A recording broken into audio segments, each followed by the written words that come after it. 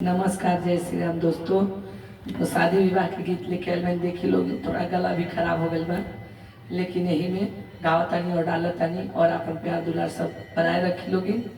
पारंपरिक गीत हुए नदिया के रे तीरे बसेला सोना रहो, अरे बाबा हो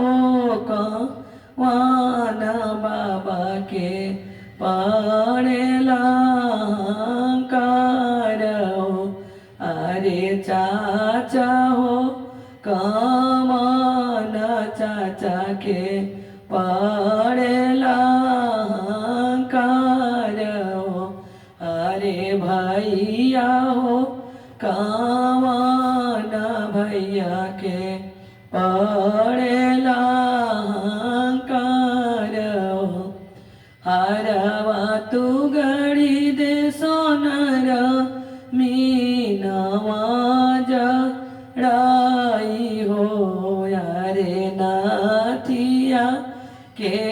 आरी आरी पतिया लगाई हो, अरे नाथिया के आरी आरी पतिया लगाई हो। एताना पहिरी बेटी चौके पर बैठे हो, यारे जाना जाना बेटी के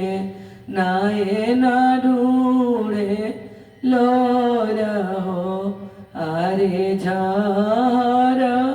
झार बेटी के नाए ना ढूंढे लो रहो, बैठे कमाना पा बैठे बेटी के बाबा जाजी माँ बिचाई हो, बैठे बेटी के बाबा चटाई बिछाई हो, यारे जांगिया कावानी बेटी लाट छितीराई हो, अरे जांगिया कावानी बेटी लाट छितीराई हो, बैठे बेटा